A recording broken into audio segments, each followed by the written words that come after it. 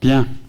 Eh ben, je vous propose qu'on commence. Ça fera venir peut-être les retardataires et on ne va pas trop non plus pénaliser ceux qui sont à l'heure. Donc, je suis Sylvain Raffarartic, je suis le directeur de la communication. Et donc, je vous souhaite la bienvenue dans cet amphi 400, qui est un des 4 amphis que nous avons sur le campus de Nouville, qui est notre plus grand amphi de 400 places. Et on a aussi un amphi de 250 places.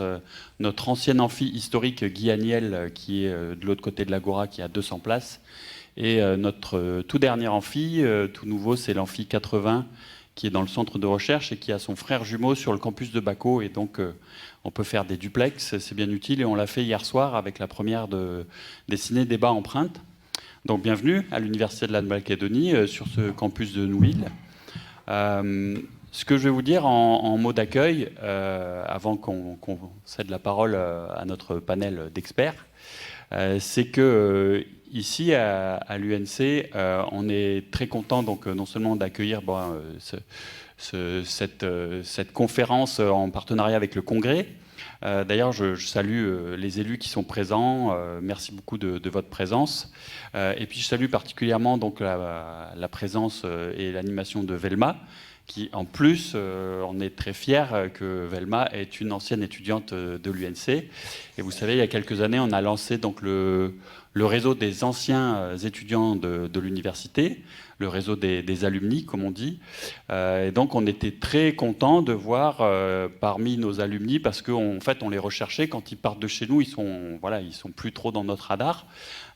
Cette culture, en fait, des réseaux d'alumni, c'est ancien dans les grandes écoles et les écoles d'ingénieurs, mais pas tellement dans les universités. Quand on a lancé ce réseau, on s'est rendu compte, en fait, que dans nos alumni, il y avait beaucoup de gens qui avaient fait de très belles carrières, enfin qui sont en train de faire de très belles carrières. Alors bon, on n'en doutait pas, mais c'est toujours mieux quand on s'en rend compte pour de vrai. On a maintenant des élus qui sont aux responsabilités dans les institutions de Nouvelle-Calédonie. On a également, bien sûr, des ingénieurs. Au Congrès, on a aussi le secrétaire général, Vijay Atirou, qui est un ancien de chez nous. Et si je peux en citer quelques-uns, il y a également Cameron Diver, qui est directeur général adjoint de la CPS. On a des artistes aussi, comme Julia Paul, Paul Wameau. Voilà, on s'est rendu compte qu'on avait plein de talents locaux qui étaient passés par chez nous. Et donc là, on était très contents parce que ça veut dire que l'université a rempli son rôle de former la jeunesse à plus tard assumer les responsabilités.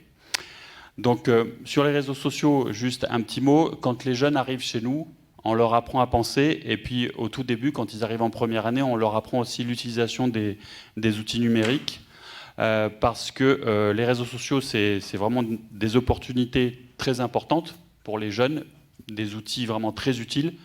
Par exemple, on peut faire des groupes classes, on peut faire des groupes d'études. C'est très pratique pour communiquer. Mais évidemment, il y a énormément de dérives. On se rend compte que sur les réseaux sociaux sont colportées malheureusement beaucoup de fausses informations.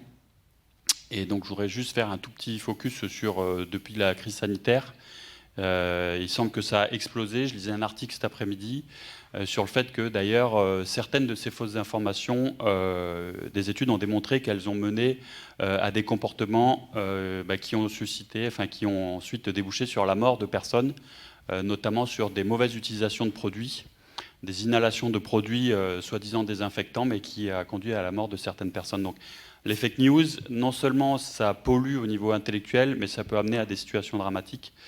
Et donc, ce soir, on en parlera probablement. Mais ce qu'on fait, nous, en tant qu'établissement d'enseignement supérieur et de recherche, on est particulièrement vigilant sur apprendre aux jeunes à avoir une pensée structurée, à vérifier leurs sources, à faire très attention à ce qu'ils disent publiquement au niveau, véracité scientifique et vérification des informations qui sont données. Et surtout d'aller vérifier ce qu'on leur dit. C'est-à-dire qu'il faut toujours, dans une démarche scientifique ou dans une démarche intellectuelle, aller chercher les sources, vérifier, croiser, un petit peu comme le font les journalistes, pour justement ne pas colporter ou ne pas même croire être victime de fausses rumeurs, de fausses informations. Et malheureusement, donc là, moi je vous conseille d'aller voir un site qui s'appelle AFP Factuel, où il y a 430 articles qui détoxent, entre guillemets, juste sur le Covid. 430 articles. Hein, qui démontent en fait des choses qui circulent des fois très fortement, hein, de façon virale, des fausses informations qui circulent et qui sont donc décryptées et qui sont donc la vérité est rétablie par ce site AFP Factuel, hein, donc le site de l'agence France Presse sur le Covid. Voilà, donc je ne serai pas plus long. Encore une fois, bienvenue à l'université pour cette conférence qu'on est très content d'accueillir en partenariat avec le Congrès. Et donc, je laisse la parole à Madame Falaeo, donc notre ancienne étudiante qui fait aussi notre fierté. Voilà, merci. Merci, Monsieur le Directeur, pour ces propos introductifs. Et bonsoir à toutes et à tous, Mesdames et Messieurs les représentants de l'Université de la Nouvelle-Calédonie, Mesdames et Messieurs les intervenants, et vous aussi le public, que je remercie d'être venus participer à ce rendez-vous du Congrès organisé en partenariat avec l'Université de la Nouvelle-Calédonie pour débattre sur la thématique des réseaux sociaux en Nouvelle-Calédonie. Alors c'est un débat qui touche particulièrement nos jeunes, parce qu'on peut se poser les questions suivantes. Quels sont les usages des réseaux sociaux ici? Et quels sont surtout leurs impacts? Ce sont les questions qu'on va principalement se poser ce soir. Et donc notre soirée va s'organiser de manière en 2 temps.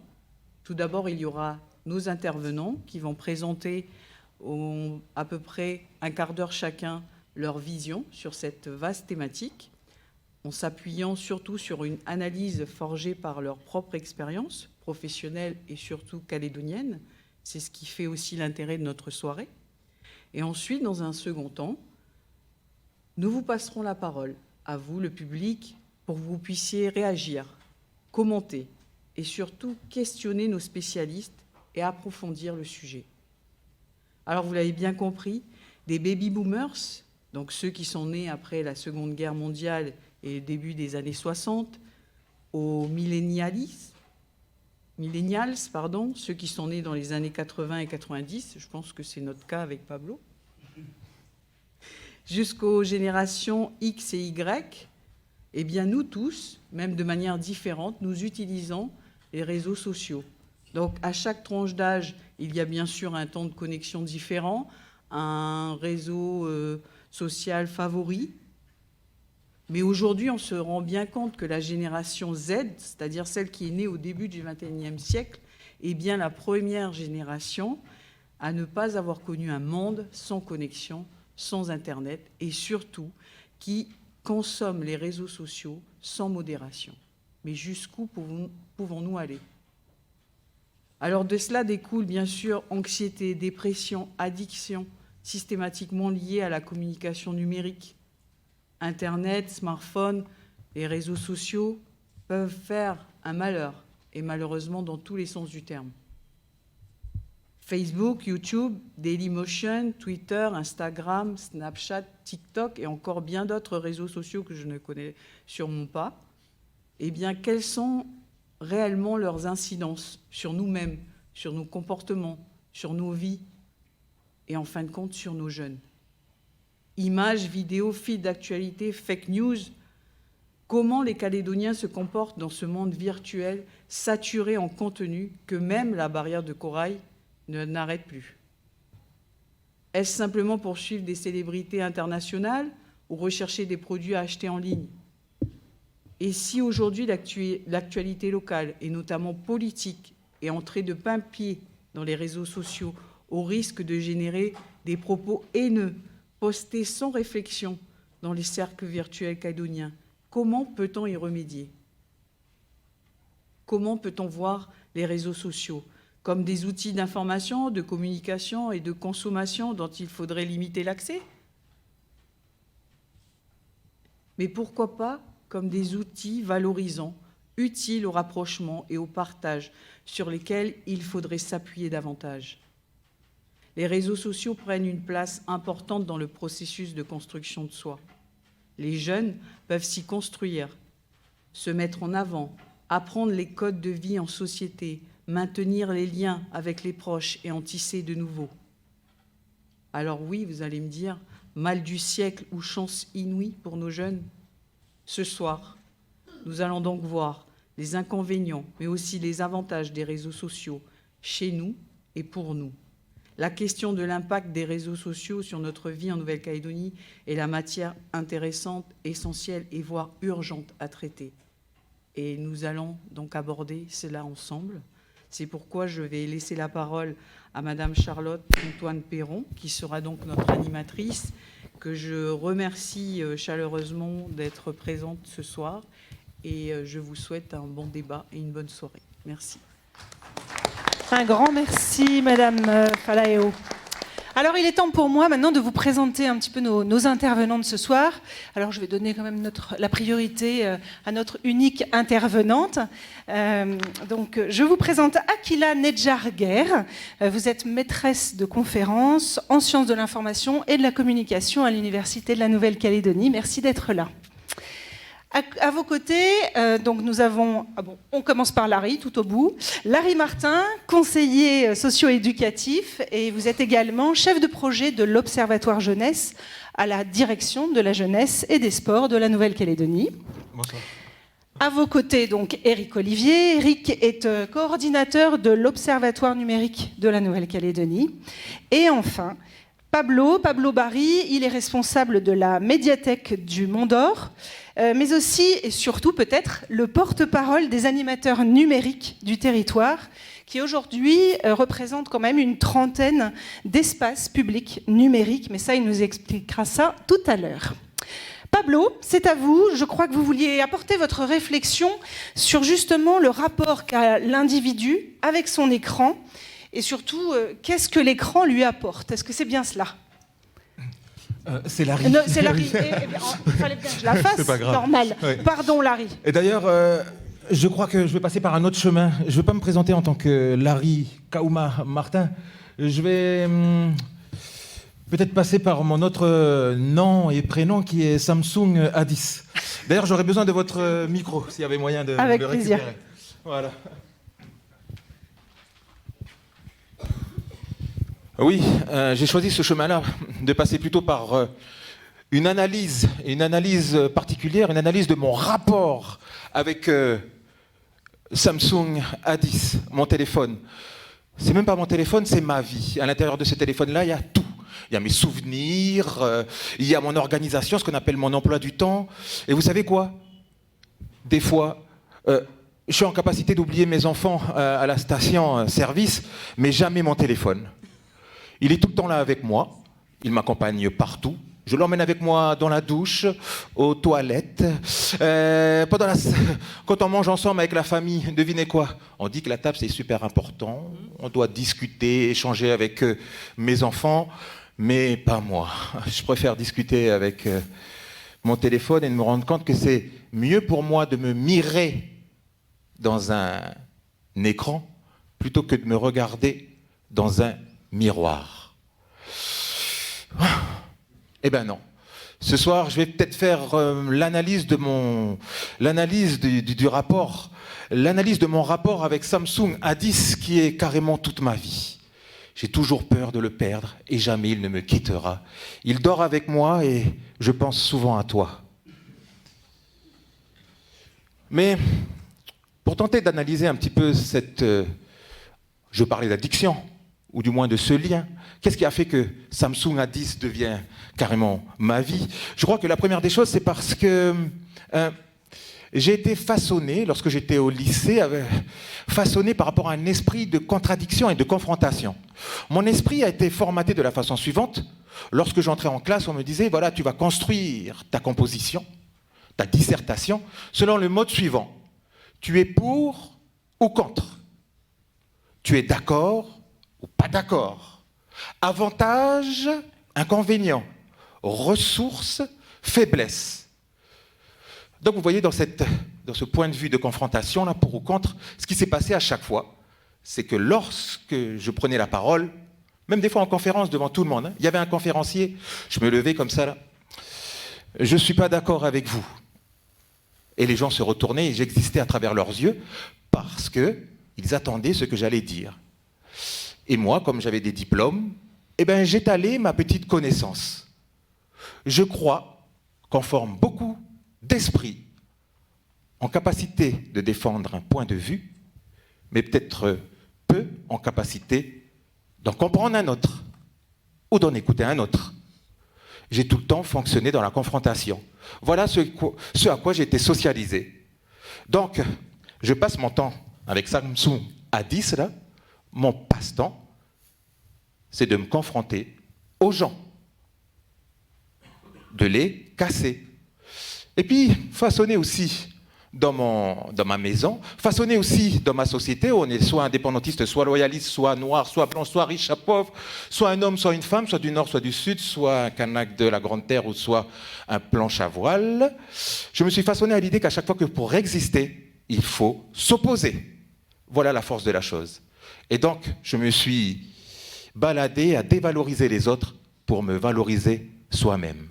Pour exister, il faut s'opposer. Voilà mon nouveau passe-temps. Plus fort que le sport, c'est d'essayer de dévaloriser les autres pour me valoriser soi-même. Et puis, vous savez, j'ai pratiqué aussi, deuxièmement, la politique du canapé. La politique du canapé, c'est que je reste assis dans mon canapé et je regarde les telenovelas, ou même ce qui me fait bondir, ce sont les matchs de foot.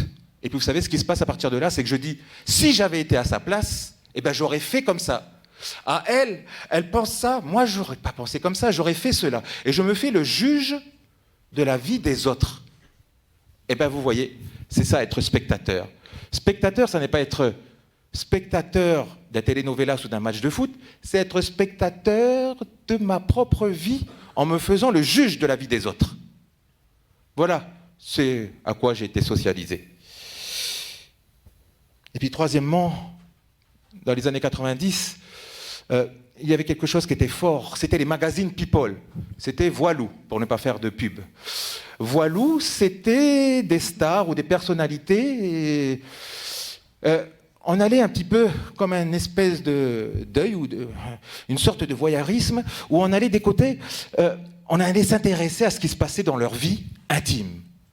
Eh bien vous voyez, moi ça m'a rassuré énormément, parce que je me suis rendu compte que beaucoup d'acteurs, eh ben, ils avaient des problèmes comme moi. Et plus ils en avaient, plus ils me permettaient de me rassurer sur ma propre condition. Les problèmes des uns faisaient le bonheur des autres. On appelle ça en allemand, on dit Schadenfreude, le petit plaisir vil. Celui de se dire que grâce au malheur que l'on répertorie parfois au sein des magazines People, eh ben, moi ça me permet de supporter le quotidien et de me faire du bien. J'étais content qu'ils aient des problèmes finalement. Et puis la deuxième chose, vous savez, on s'est intéressé aussi à ce qu'il y avait de mauvais parfois dans leur vie intime. D'un seul coup, on est passé de Monsieur le Président de la République à Chirac. On a tué la fonction de prestige. Donc on s'est intéressé à ce qu'il y avait de mauvais dans leur vie intime, plutôt de savoir ce qu'il y avait de bon dans leur vie publique. Je me suis fait le voyeur de la vie des autres en allant scruter chacun des malheurs, et ça m'a rassuré sur ma condition. Merci les magazines People. Eh bien c'est pareil avec lui, Samsung A10, je scrute votre vie sur Facebook, je regarde ce qui se passe, et comme dans une bande de copains là, j'évalue ma propre vie en évaluant la vôtre. J'évalue ma vie en évaluant la vôtre. Et comme je vous avais dit au début, là, c'est bien quand il se passe quelque chose de pas bon dans votre vie, parce que ça me permet de me valoriser et de me sentir bien. Voilà. Et puis, quatrièmement, j'ai, dans ma propre vie, subi pendant mon enfance des situations d'injustice. Alors je parcours le site Coup de gueule, et on n'a pas besoin d'aller jusqu'au bout. Je lis les 2-3 premiers mots. Et puis d'un seul coup, ces mots-là me ramènent à moi, à mon passé, me ramènent à mon enfance, me ramènent à mon traumatisme, me ramènent à ma blessure, et me ramènent à ma situation d'injustice. J'interprète la situation que je lis, et je pose un commentaire de telle sorte à pouvoir me nettoyer de ma situation d'injustice, de telle sorte à pouvoir me réparer. Et donc, vous voyez, dans le présent, ça me permet à moi de me réparer et de me sentir bien, et même par là, de faire le deuil avec le passé en me sentant vivant ici et maintenant. Voilà ce que me procure Samsung A10. Il me fait énormément de bien. Un jour, j'ai lu un article sur les pharmacoïs. Pharma, pharmacie, pharmacopée, pharma, remèdes et bénéfices. C'est un article sur la construction des sociétés à l'époque. C'était la prostituée à Athènes. Elle a une fonction précise dans la société.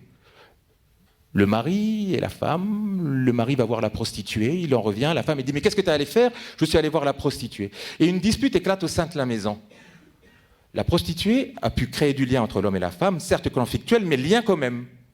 La femme sort de la maison, elle attrape une pierre, elle regarde la prostituée, la première question qui lui vient c'est « Qu'est-ce qu'elle a de plus que moi ?»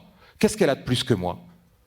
Et lorsqu'elle va jeter la pierre, il y a deux choses qui sont provoquées. La première des choses, c'est de supprimer le symbole de réussite qui lui renvoie à son propre échec.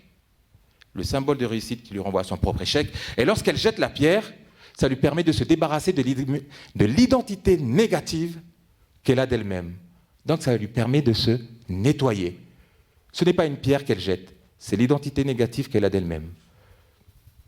Et donc, le lendemain, les maris se réunissent sur la place et parlent de la prostituée. Le groupe des hommes est né. Le lendemain, le groupe des femmes se réunit sur la place. Le groupe des femmes est né. Pharmacoi, remède et bénéfice. Remède parce que ça permet de laver les maux de la société. Bénéfice parce que ça permet de créer du lien. C'est la politique tout simplement du bouc émissaire. Ça sera toujours la faute de l'autre. Et grâce à Facebook, plutôt que dévaloriser les autres pour me valoriser soi, je ne jette pas des pierres, je jette des mots et des méchants mots. Ça me pose question par rapport à tout ça. La première des questions, c'est comme une pierre que je jette dans la mare. Vous avez vu, il y a des ondes. Donc finalement, quand je suis méchant et que je me mets à insulter les gens tranquillement sur les sites ou sur les réseaux sociaux, quand je cherche à me débarrasser de l'identité négative que j'ai de moi-même, quand je cherche à réparer la situation d'injustice que j'ai vécue, eh bien je prends mon cas pour une généralité, je ravive dans cet instant même ma colère et je la partage avec tout le monde et je fais de mon passé douloureux la douleur du moment présent. Ma question c'est de savoir, est-ce que c'est ça que je veux provoquer pour les autres? Deuxièmement, est-ce que c'est cette ambiance que je veux laisser en héritage à ma jeune génération, à mes enfants? Alors c'est rigolo dans un pays où l'on parle de construire un pays en rebondissant sur les capacités, les volontés, les convictions, les aptitudes et la force des uns et des autres. Moi, je ramène le pays à sa douleur, à ses traumatismes, à ses frustrations et à ses blessures. Alors je fais de la société calédonienne une société de réparation et de guérison, là où je devrais, par la bonne utilisation, faire en sorte que ça devienne une société de conviction et surtout d'engagement. Alors je terminerai par ça, en faisant un petit peu l'analyse de la façon dont j'utilise ce portable, cet écran, ces réseaux sociaux, mon Samsung A10, plutôt que de l'utiliser d'une mauvaise façon, peut-être je chercherai à tirer le meilleur chez moi en cherchant à tirer le meilleur chez les autres. Plutôt qu'à chercher à réparer, peut-être je vais chercher à préparer les gens à un avenir meilleur. Plutôt que de chercher à supporter ma propre douleur, j'aimerais bien porter un puissant projet de société. La bonne utilisation me permettra peut-être de faire ça et de voir la qualité chez l'autre plutôt que de voir mon défaut chez autrui. Alors, petit à petit, peut-être que je vais récupérer mon prénom, quitter l'identité Samsung A10 pour prendre celui-ci. Je m'appelle Martin Larry Kaouma et je crois que je vais fonder ma philosophie sur la chose suivante. Nous sommes différents de par notre éducation, mais nous sommes frères par notre humanité.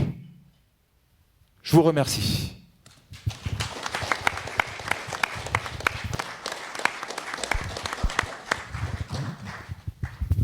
Larry, merci beaucoup. Alors, ben oui, Eric Olivier, donc je crois que vous allez nous indiquer quelques-uns des enjeux, qu'ils soient directs ou indirects d'ailleurs, de l'usage des réseaux sociaux, n'est-ce pas ? Tout à fait. Alors, comme ça a déjà été dit, nous allons parler avant tout d'un outil. Et effectivement, comme l'exemple classique le veut, on va pouvoir proposer l'atome comme équivalent d'outil. Là, avec l'atome, je peux produire de l'énergie, quelle qu'en soit la forme et ce qu'on en dise, ou je peux également produire des bombes. Je pense que ma tâche est un petit peu compliquée après le passage de Monsieur Samsung Addis. Je ne révélerai pas son pseudonyme réel, mais je me dois de vous ramener un petit peu les pieds sur terre. Pour ce faire, on va reprendre quelques repères chiffrés sur ce que sont les réseaux sociaux, bien évidemment, et surtout quels sont leurs usages à la fois dans le monde et en Nouvelle-Calédonie. Pour ceux qui me connaissent, je parle beaucoup, j'ai essayé de limiter les chiffres et je vais limiter mon temps de parole pour vous laisser la pleine part aux questions, comme cela a été proposé. De quoi parlons-nous avant tout? Donc on va voir une définition, comme je l'ai dit, les usages dans le monde et en Nouvelle-Calédonie, et surtout des notions d'impact social et sociétal. Je pense qu'on sera tous d'accord sur au moins un point, c'est que Internet et le numérique ont juste révolutionné notre société. On parle pour certains de la 5e révolution, au même titre que la révolution industrielle ou que l'appropriation du feu ou de l'écriture. Pour les réseaux sociaux, qu'est-ce qu'un réseau social? C'est une page web Internet qui va permettre d'échanger des contenus avec une ou des communautés. On est vraiment sur une définition très courte.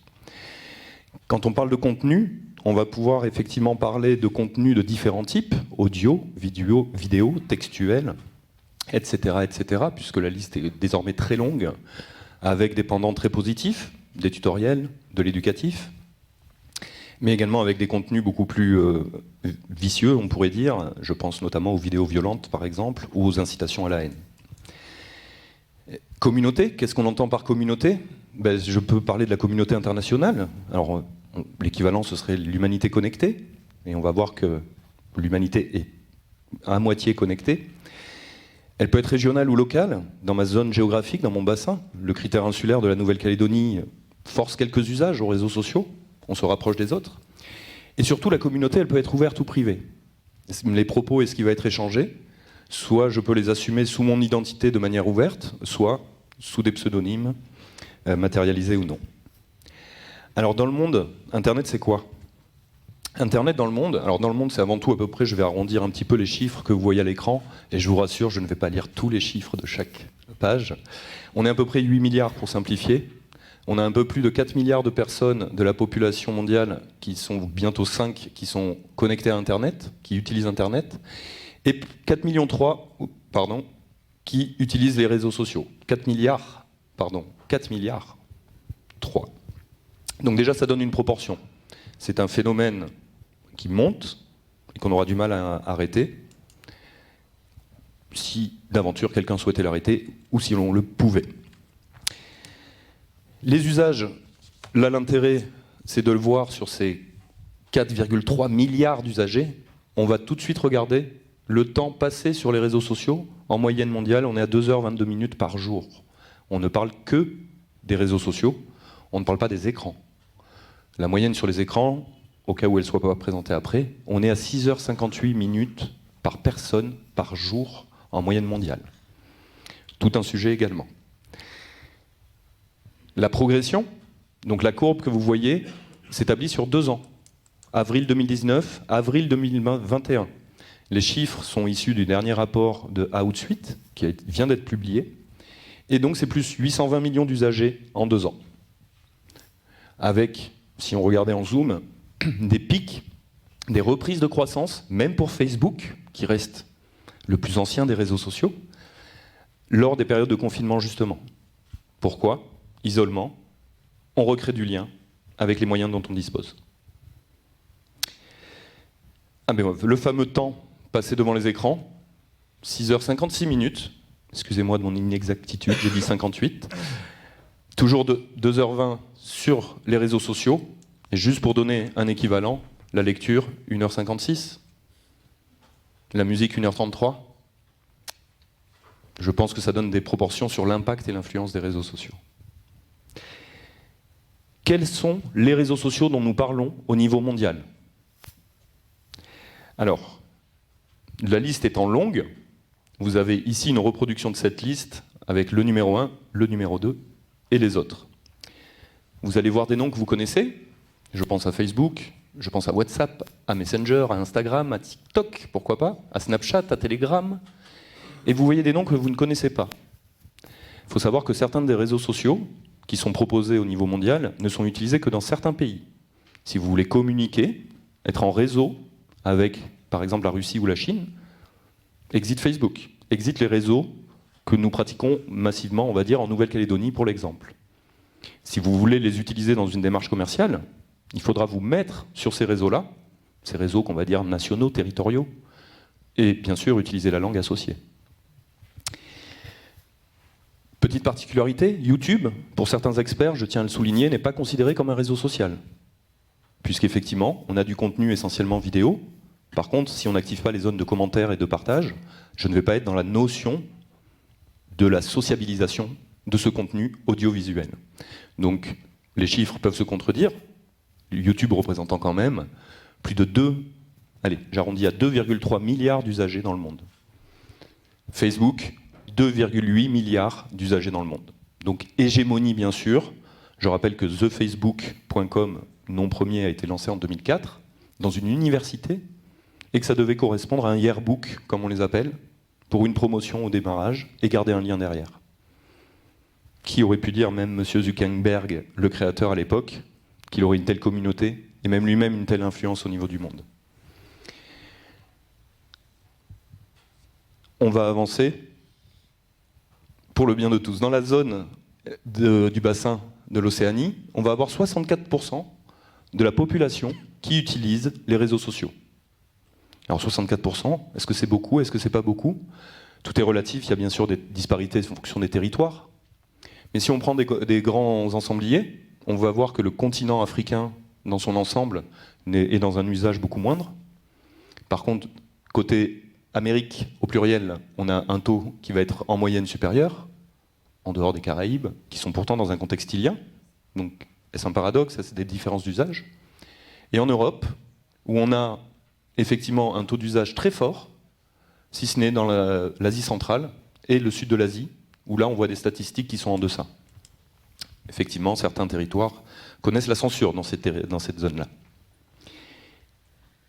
En Calédonie maintenant, puisque c'est quand même l'objet de notre sujet du jour, je tiens à souligner que cette infographie a été réalisée également par un élève de l'université, en licence pro communication art numérique, M. Terence Patel, qui m'a accompagné l'année dernière. Sur 10 Calédoniens, ou Calédoniennes, en moyenne, 8 utilisent Internet. 6 sont présents sur au moins un réseau social. Je tiens à préciser que sur ce chiffre-là, YouTube n'était pas inclus comme un réseau social. 5 font du repérage en ligne ou utilisent l'e-administration. Je me dois de citer service-public.nc, très utile pour vos démarches. Et 3 à 4 pratiquent le e-commerce. Alors 3 à 4, nous étions sur des chiffres de 2018-2019. J'y reviendrai. Le profil numérique des usagers en Nouvelle-Calédonie. Alors, je vais passer très rapidement sur ce que nous appelons le digital addict en anglais, donc ceux qui sont vraiment dépendants de l'usage d'Internet. L'internaute trotteur, qui lui l'utilise en mobilité pour 24%, et donc 13% pour le digital addict. L'internaute tranquille, 44%. Là, nous avons les Calédoniennes et les Calédoniens connectés. Nous avons 19% d'internautes déconnectés. Je tiens à préciser que dans le premier baromètre numérique porté par l'association en 2011, cette même catégorie de profils était distinguée en deux aspects. Nous avions pour à peu près la moitié, donc 10% de la population, ce que nous allons appeler des démunis. Démunis qui représentent ce qu'on entend par la fracture numérique, en grande partie. Pas moyen d'accéder ou aux équipements, ou à la connexion, ou aux services. De l'autre côté, l'autre moitié n'était pas appelée démunis, toujours dans ces déconnectés, mais les réfractaires. Comme toute évolution technologique, et dans tout lieu du monde, on pourrait constater le même phénomène, il y a ceux qui ne veulent pas utiliser ces nouveaux outils. On a beau me les faire gratuitement, me les mettre à disposition, je ne les utiliserai pas. Je profite pour glisser un chiffre issu de l'étude Jeunes de 2014, renouvelée en 2018 en partenariat avec l'université. Donc l'étude Jeunes concerne les 15-29 ans du territoire, parmi laquelle 56% des jeunes de la province des îles craignaient que le numérique et ses outils ne fassent perdre du lien humain, du lien direct. On parle bien des 15-29 ans. On parle de nos adultes en partie, hein, mais surtout de nos professionnels de demain. Il faut toujours conserver des interfaces physiques et des outils, je dirais, d'ordre plus traditionnel, lorsqu'on a des pendants, très pratiques pour ceux qui veulent les utiliser dans le numérique, mais n'oublions pas que l'ensemble de la population n'y a pas accès, même si on le verra, peut-être que l'ensemble de la population est impactée, qu'elle soit usagère ou non. La croissance en Nouvelle-Calédonie des taux d'usage, donc là on est sur 1 an d'évolution, donc un peu près entre le confinement de 2020, mais le confinement de 2021 n'est pas considéré. Les chiffres sur la Nouvelle-Calédonie par Outsuite sont de janvier 2021. Et donc on a plus 11% en 1 an d'utilisateurs des réseaux sociaux. Ce qui m'oblige à préciser, sur la slide suivante, que ce ne sont plus donc 6 sur 10 Calédoniennes ou Calédoniens qui utilisent les réseaux sociaux, mais bien 7, donc sur une base avérée et authentique. Et donc pour une population de 286,9 habitants, donc d'après le repère qui avait été proposé, on a bien 70% de la population qui utilise les réseaux sociaux et 82% de la population qui utilise Internet. Maintenant, au-delà de ces généralités de profil et d'usage, qui utilise Internet en Nouvelle-Calédonie? Et surtout les réseaux sociaux. Alors on a évoqué des noms comme TikTok, on évoque Facebook, un réseau social un petit peu ancien. Moi je vais citer LinkedIn, un réseau social professionnel. Mais à votre avis, quelle tranche d'âge est la plus représentée? Est-ce que c'est la génération Facebook? Est-ce que ce sont les générations précédentes? Est-ce que ce sont les générations à venir? Mais en fait, toutes les générations sont représentées sur l'usage des réseaux sociaux en Nouvelle-Calédonie. 2 messages à retenir de cette information-là. Côté citoyen, tout le monde peut se mettre en relation avec tout le monde, ou tout un chacun avec tout un chacune, et vice-versa. L'autre lecture qu'on peut en avoir, c'est que si je suis un professionnel et que je souhaite commercialiser mes produits ou mes services d'entreprise, que je vende du biberon ou de l'assurance vie, je peux toucher ma cible via les réseaux sociaux. Là, nous sommes sur les réseaux sociaux. Nous ne sommes pas sur Internet. Enfin, donc par nature, nous sommes sur Internet. Mais c'est très important de l'entendre, et c'est très important de décristalliser cette image du réseau social qui est réservé aux jeunes, ou à un tel, ou à un tel. Tous les profils sont possibles sur Internet et les réseaux sociaux. On va aller regarder maintenant, en Nouvelle-Calédonie, on va monter en puissance progressivement. Alors on n'a pas tous les chiffres pour tous les réseaux sociaux, mais Twitter, particularité de Twitter, c'est que la caisse de résonance est énorme. Pourquoi? Parce qu'utilisée par des influenceuses ou des influenceurs, connus ou pas reconnus, avec expertise ou sans expertise, sur des sujets sérieux ou sur des sujets légers. En tout cas, en Nouvelle-Calédonie, c'est 5550 utilisateurs. Est-ce que je dois me mettre sur Twitter ou pas? Je ne sais pas. Côté citoyen, vigilance. On est quand même sur des formats très courts. L'ajout verbal est un sport territorial. Est-ce que utiliser Twitter peut avoir un effet positif, créer des communautés constructives? Ou alors, est-ce qu'on va se renvoyer la balle indéfiniment?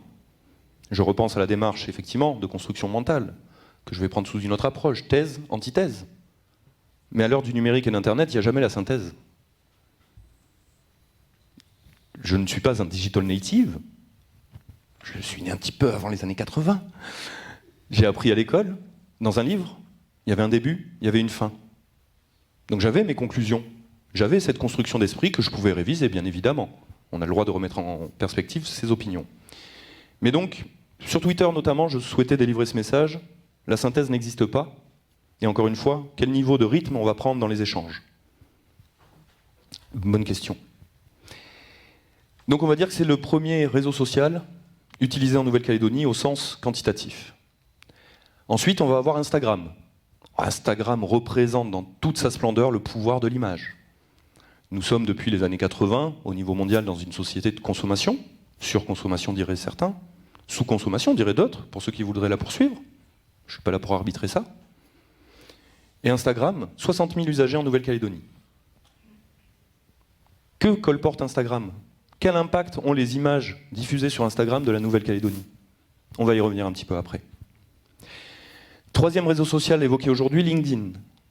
D'après toujours ce même rapport, 62 000 usagers en Nouvelle-Calédonie. LinkedIn, pour ceux qui ne le connaissent pas, parce que c'est loin d'être le plus connu, c'est vraiment un réseau professionnel. Moi, je vous conseille très honnêtement à tout un chacun d'utiliser ce réseau, au moins sous deux aspects. Vous allez créer votre identité numérique dans une version professionnelle, sans les dérives de ce qu'on va appeler les lolcats sur Facebook. Les lolcats, ce sont toutes les images, toutes les blagues que vous pouvez voir graviter. En termes de veille et d'information, on se présente nominativement dans notre rôle professionnel. On aura forcément un petit peu moins de fake news, les fameuses mauvaises informations ou informations détournées. Donc, penchez-vous sur LinkedIn, merveilleux outil de veille, surtout lorsqu'on utilise 2-3 outils qu'on va revoir par la suite. Enfin, et non des moindres, The Facebook. L'hégémonique Facebook. Alors hégémonique, mais surtout, point de repère premier. Tous les réseaux sociaux qui se sont construits l'ont été après Facebook. Je viens de parler de LinkedIn. Facebook est très grand public. LinkedIn crée son identité sur l'aspect professionnel. L'audience de Facebook. Alors, ce que vous voyez en fait, pardon, ce n'est pas Facebook, c'est Messenger. 150 000 usagers de Messenger. Alors, Facebook et Messenger sont maintenant fusionnés. Mais certains n'utilisent que Messenger, sans avoir de compte Facebook. Messenger sur mon téléphone portable, quelle qu'en soit la marque, histoire de ne pas favoriser les Coréens. Et par contre, 170 000 usagers de Facebook. Et donc en doublon souvent avec Messenger. Donc on peut dire que parmi les usagers Facebook, il y a les 150 000 usagers Messenger, mais pas l'inverse. 170 000 usagers, ça commence à en faire une belle partie de la population. Alors, qui, de manière déclarative, rappelons-le, les réseaux sociaux s'appuient sur du déclaratif. J'ai besoin de quoi pour me créer une identité sur un réseau social? D'une adresse mail. Et j'ai besoin de quoi pour me créer une adresse mail? D'une adresse mail et d'un mot de passe. Et puis de cliquer sur le fait que j'ai plus de 13 ou 18 ans en fonction des versions, etc. Du déclaratif, donc. TikTok, pour ceux qui ne le connaîtraient pas. Alors nous n'avons pas d'indicateur dans les rapports proposés sur TikTok, mais j'évoquais le rayonnement du territoire à travers les images Instagram. TikTok, c'est un réseau social qui s'appelait auparavant Musical.ly. Donc les jeunes en Nouvelle-Calédonie ont commencé à l'utiliser il y a plus de 2 ans maintenant, largement. Et en juin 2020 notamment, ça a été mis en avant par, alors pour l'exemple, par Nouvelle-Calédonie la première, mais également par d'autres médias. Et à cette date-là, les hashtags, donc le dièse, qui sont des mots-clés que l'on peut utiliser sur les réseaux sociaux. Pour l'exemple sur LinkedIn, si vous voulez faire la veille sur le numérique en Nouvelle-Calédonie, vous mettez hashtag Observatoire numérique Nouvelle-Calédonie et vous aurez toutes les informations. New Caledonia, c'était 135 millions de vues. Notre territoire, à travers les petites vidéos TikTok, qui font 1 à 2 minutes, en musique souvent, un peu rythmée, faites par des jeunes, regroupe 135 millions de vues en juin 2020. Le hashtag Kanaki, c'est 10 millions de vues, pour donner des points de repère. Et le hashtag Nouvelle-Calédonie, qui existait, malheureusement, a disparu a priori à l'heure où nous parlons. Au 30 avril 2021, de 135 millions de vues, nous sommes passés à 183 millions de vues avec le même hashtag New Caledonia. Et à 22 millions avec le hashtag Kanaki. Donc quelles images sont diffusées via ces réseaux, et notamment via TikTok, en termes de rayonnement du territoire? Quel impact sur l'image perçue? Quel impact sur le tourisme? Quel impact sur les usagers eux-mêmes et leur rapport entre eux?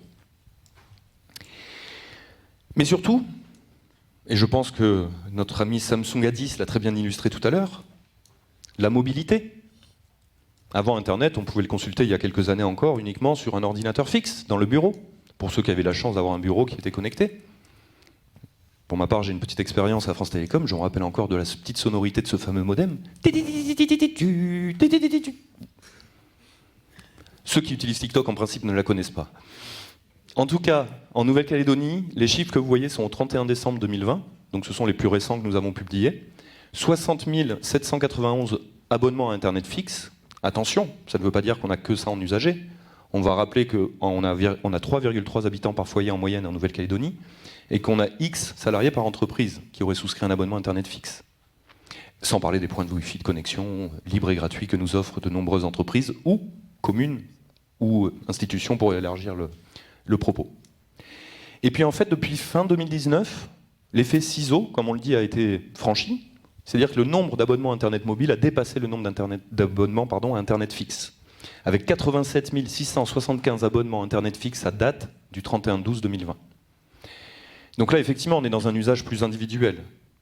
Mais on va rajouter éventuellement le partage de connexion, et puis on va rajouter surtout l'Internet mobile à la demande, qui représente plus d'1 million de demandes par mois, sur un chiffre stabilisé, et donc 67 000 usagers uniques. Donc ce sont plutôt, généralement, les détenteurs de ce qu'on appelle les cartes liberté, sans abonnement. Donc si on fait la somme, on est beaucoup plus proche des 150 000 usagers en mobilité que de 87 000. Et toujours pareil, le niveau d'équipement de smartphone étant de 96% en Nouvelle-Calédonie, les accès en Wi-Fi gratuits, etc., sont autant d'opportunités de se connecter. Je reviendrai maintenant sur la partie impact sociétal et social. Donc là, c'était vraiment sur la partie mobilité, puisqu'avant, j'avais le choix de consommer Internet quand j'allais devant mon ordinateur, quand je me connectais. Maintenant, je reçois des sonneries toutes les 10 secondes, des vibrations, voire juste des notifications sur mon écran principal, qui ont tendance à me disperser d'ailleurs au passage, que je sois durant mes études ou durant mes travaux professionnels. Et enfin, un autre impact. Alors, quand je dis enfin, il y en a d'autres. Communication, information. On a parlé des fake news, mais le pouvoir de l'image. Donc c'est un exemple réel de ce que je propose aux entrepreneurs lorsqu'on les sensibilise à l'usage des réseaux sociaux. Donc pour un impact positif, pour que leur entreprise soit florissante. Mais l'image attire l'œil. Si elle est renforcée par un texte, on est encore mieux. Et la lecture, la fameuse lecture en Z, que notre œil a appris dans les livres à l'école, elle n'est plus en Z. On part du centre, on remonte généralement ici, et puis enfin, on va aller lire un peu des bouts de commentaires. Donc si je vous lis la phrase, vous lirez bien naturellement ceci, avant de lire cela. Il vous faut donc aussi penser à la forme. Le pouvoir de l'image, le pouvoir du buzz et des mots. J'ai évoqué le hashtag tout à l'heure. Le hashtag non à ceci, le hashtag non à cela, le hashtag oui à ceci, le hashtag oui à cela. Et le arrobase sur les réseaux sociaux, tout le monde ne l'utilise pas. C'est ah, hâte, je te parle à toi, ou je te parle à vous, ou je vous parle à tu, puisqu'il n'y a plus forcément de règles de politesse dans les réseaux sociaux. Quelle fiabilité dans les actualités et informations que je trouve sur les réseaux sociaux. Je n'ai pas de chiffre calédonien sur un exemple de métropole, de 2017 de mémoire, 2016-2017. Internet et les réseaux sociaux, deuxième source d'information derrière le journal télévisé, on va dire, derrière la télévision. Et le taux de confiance que je mets en face, c'est 13%. Je consomme de l'info tout en sachant que je n'y crois pas. Mais quel impact elle a inconsciemment sur mon état d'esprit? Les contenus que je partage, que je consomme? Ce n'est toujours pas à moi d'y répondre. C'est à tout un chacun. Le rayonnement, je l'ai déjà évoqué, sur l'image de la Nouvelle-Calédonie. Je vous laisse être juge vous-même de vos consommations, de ce que vous pouvez observer, et imaginer l'impact pour un tiers du territoire. L'économie et la fiscalité. Je ne pourrais aucunement démentir la une d'il y a 2-3 jours pour les Nouvelles-Calédoniennes, mais surtout un autre entrefilet qui nous a intéressés. Si je suis une entreprise et que je ne suis pas présente sur Internet et les réseaux sociaux, je n'ai pas de visibilité, je ne limite pas d'existence, voire pas d'identité numérique. Et encore moins de communautés qui gravitent autour de moi pour me soutenir dans les bons et les mauvais moments. Quid du commerce en face du e-commerce? Le commerce traditionnel, on est à l'heure, oui, d'Internet et des réseaux sociaux, doit se demander quelle expérience je vais offrir à mes clients, à mes usagers, à mes prospects, pour me distinguer du e-commerce. Deux stylos de la même marque, de la même couleur, valent-ils le même prix dans l'endroit A ou B? Est-ce par le prix que je vais me distinguer? Ou est-ce par autre chose? Est-ce que c'est une nouvelle expérience que je vais vous proposer pour que vous veniez physiquement dans ma boutique? On n'oubliera pas un chiffre à ce niveau-là. Une personne sur deux en Nouvelle-Calédonie, à minima, les chiffres datent de 2019, 2018, 2019, regarde sur Internet et sur les réseaux sociaux avant de se déplacer en magasin. Que ce soit pour acheter une chaussure, une voiture, voire 2 chaussures. Et du buzz par les mots. Mais ça, on l'a déjà vu. Mais attention, les mots, en termes d'impact économique et fiscaux, ça dépend de qui va les dire. Je n'ai pas mis d'exemple de certains tweets de certains présidents, je parle au niveau international, qui ont eu des impacts immédiats et directs sur des cotations boursières. Je ne parle pas de l'achat d'Elon Musk, le gérant de Tesla, une des grandes marques s'il en est, qu'on connaît maintenant en Nouvelle-Calédonie plutôt bien, lorsqu'il a acheté des bitcoins, la flambée que ça a créé sur le bitcoin, je crois qu'ils ont pris plus 30% d'un coup de mémoire.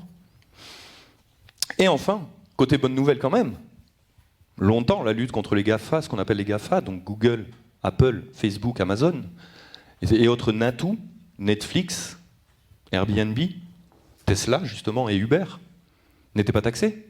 Mon siège social n'est pas chez vous. La donne vient de changer. Et je tiens à souligner à ce niveau-là le gros travail conduit par nos institutions pour avoir la reconnaissance de la Nouvelle-Calédonie de manière numérique. L'identité numérique de la Nouvelle-Calédonie se crée en temps réel. C'est par la reconnaissance de ces taxes, mais c'est aussi, alors, sous l'Apple Store, pour ceux qui sont usagers d'autres marques, ou sous le Google Play. Pourquoi on n'avait pas droit à certaines applications? Parce que notre territoire n'était pas reconnu, tout simplement. Et c'est un vrai travail de longue haleine, croyez-moi. Faire reconnaître au niveau mondial, dans 8 milliards de personnes, 300 000 personnes, le chemin a été long, mais le chemin a progressé. Enfin, et ce sera pour moi la conclusion, l'interaction révolutionne les rapports en ligne, et donc appelle à vigilance. L'interaction n'existait pas sur les premiers écrans, sur la télévision. Alors, on en a créé avec du SMS, avec de la participation, avec de la télé-réalité. Avions-nous de l'interaction dans la télé-réalité? Ou étions-nous en auto-pensée de l'interaction, comme nous l'a si bien présenté Larry? Donc en vigilance, quand on est en communauté, donc là en communauté entendez groupes fermés, vigilance sur les contenus proposés. Ma consommation sur Internet détermine en grande partie ce qu'on me propose en contenu. Si je suis fan des bonsaïs, et c'est le cas, j'en cultive pas, mais j'aime de temps en temps regarder ce qui se passe, eh ben ma chaîne YouTube, elle me propose de plus en plus de vidéos sur les bonsaïs.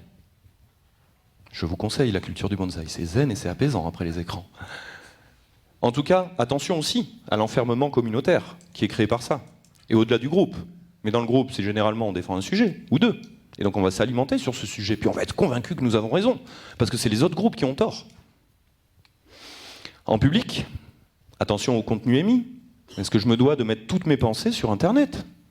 Est-ce que la fameuse notion de vie privée, défendue maintenant avec le RGPD, la réglementation sur la gestion des données personnelles, en vigueur depuis 2019 ici, je le rappelle, ou est-ce que je dois répondre et rebondir à chaque fois que je saute sur mon fauteuil? Parce que j'ai lu une aberration, c'est complètement aberrant ce qui vient d'être mis. Je ne reproduirai pas la scénographie exceptionnelle de Larry. Et je terminerai par, surtout, les profils anonymes. Vous êtes des êtres physiques, des êtres pensants. C'est pas moi qui l'ai dit. Les profils anonymes, quels sont-ils en Nouvelle-Calédonie? On n'a pas de chiffres dessus. Difficulté. Est-ce qu'on a un seul compte et on agit en anonymat complet sur tout ce que l'on fait? Est-ce qu'on en a deux profils, deux comptes? Et puis des fois j'agis en public avec ma face publique, et puis des fois j'agis en secret, en version anonyme. Et j'alimente surtout dans ces cas-là les débats. Donc vigilance. Et on rappellera surtout que tout ce qui est interdit dans la vraie vie est interdit sur Internet, et donc sur les réseaux sociaux. Et ça va de l'injure aux pires actes que l'homme ou la femme peuvent produire. La seule manière de se protéger, je me déconnecte, ou je raisonne avant, je fais appel à mon bon sens, et surtout, en cas d'attaque, je porte plainte. Et je vais me signaler sur internet-signalement.gouv.fr, qui est une plateforme globale, et qui permettra de recenser. Les victimes ont souvent, malheureusement, peu le choix, ou en tout cas c'est ce qu'elles estiment. Elles ne vont pas s'exprimer, mais si elles ne s'expriment pas, on ne peut pas adapter le cadre, l'accompagnement, la formation. Formation pour laquelle, ou accompagnement pour lequel, moi je vous conseillerais juste une dernière chose, c'est de vous rendre dans les espaces publics numériques où vous avez des animateurs de talent qui savent ce qu'est Internet, qui savent ce que sont les réseaux sociaux. Et je crois justement qu'on va en savoir un peu plus. Merci beaucoup Eric. Et bien alors, je crois que la transition est toute faite et toute trouvée. Merci beaucoup. Donc je passe la parole à Pablo. Pablo, Alors, moi je m'appelle Pablo, je travaille dans un espace public numérique. Je viens représenter le collectif des animateurs, effectivement, qui travaille Nous travaillons actuellement sur tout le territoire. Donc ce que je vais vous faire là, c'est un simple témoignage un petit peu de notre travail, de ce qu'on peut constater sur le terrain. La Nouvelle-Calédonie aborde un virage numérique. Ces mots sont prononcés par Thierry Santa il y a 2 ans lors de son discours d'investiture en tant que chef du gouvernement. Effectivement, la société calédonienne se digitalise, on a de plus en plus de services en ligne, il y a une grande évolution du numérique. Et comme souvent, quand on prend un virage à plusieurs, il y en a pas mal qui ne prennent pas le virage en fait et qui vont un petit peu tout droit, ou du moins qui ne le prennent pas à la même vitesse. C'est ce qu'on appelle effectivement la fracture numérique, donc une inégalité d'accès aux services ou de connaissances en tout cas. Près de 12% de la population calédonienne n'ont pas ou très peu de connaissances sur le numérique. Il y a 20% de la population qui n'ont pas ou peu d'accès aux outils numériques. Et en plus de ça, on a 85% de la population qui ne connaissent pas les services en ligne. Et près de 30% de cette population-là, encore calédonienne, qui affirme avoir besoin d'aide pour utiliser Internet. Donc ça, c'est les sources du baromètre numérique que M. Eric, sur lequel Eric a travaillé en 2018. Donc en réponse à ça, ou du moins depuis 2016, le gouvernement a mis en place un programme qui s'appelle Case numérique pour justement tenter de lutter contre cette fracture numérique. Donc l'idée est de recenser et d'identifier les espaces numériques du territoire. Alors les espaces numériques, nous on les appelle donc du coup des EPN. Autrefois on les appelait des cyberbases ou des cybercafés. Aujourd'hui ça s'appelle un EPN, un espace public numérique. Donc l'idée c'est de recenser et d'identifier un petit peu tous ces espaces et de soutenir la création et de les labelliser, donc avec ce label Case numérique qui garantit un service public de qualité et voilà, équitable, le même pour tous ces espaces-là. On vise ici bien sûr l'inclusion numérique, donc essayer de travailler avec ces populations qui sont éloignées de tout ça et tenter de les ramener vers cette société qui avance à toute vitesse. Le travail d'un animateur, ça avance pas. Le travail d'un animateur, en moyenne dans son EPN, c'est près de 10 heures d'accompagnement individuel ou en groupe sur une trentaine d'heures d'ouverture au public. Donc on les accompagne, on accompagne les publics sur l'e-administration. L'e-administration, c'est donc, vous l'avez compris, tout ce qui est démarche en ligne, déclarer ses impôts, payer sa facture d'eau, écrire un mail. Voilà, tout ce qui est, bien sûr, démarche en ligne. Donc un gros volet sur l'e-administration. Bien sûr aussi sur les demandes d'emploi. On a beaucoup de demandeurs d'emploi qui fréquentent nos espaces pour réaliser des CV, faire des annonces, répondre aux annonces. Parfois, il faut créer une boîte mail pour répondre à une annonce. Donc on apprend à se créer une boîte mail et à utiliser Internet. Donc voilà, c'est de la formation essentiellement individualisée, mais bien sûr aussi en groupe, collectivement, avec des heures d'atelier. On a de l'aide aux devoirs, puisqu'on a beaucoup de jeunes. Et on accompagne aussi parfois des petites entreprises, des patentés pour ce qui concerne par exemple la communication, aider à créer un site internet, voilà, soutenir comme on peut les professionnels du secteur. Voilà. Et je ne parle pas non plus du nombre croissant de demandes d'impression, photocopie, scan, parce qu'on n'a pas tous une photocopieuse à la maison. Et quand il n'y a pas d'opérateurs privés qui sont opérationnels sur le territoire, enfin dans la commune où on réside, on se tourne essentiellement vers ces espaces numériques. Voilà. Donc là, on ne répond pas vraiment à une demande, comme vous pouvez constater, mais vraiment à un besoin. On n'est pas dans la réponse d'une demande, mais à un besoin, puisque du coup, c'est clairement, il y a un fort besoin. Le programme Case numérique recense aujourd'hui une trentaine d'espaces répartis dans les 3 provinces, aux îles Loyauté, au nord et au sud.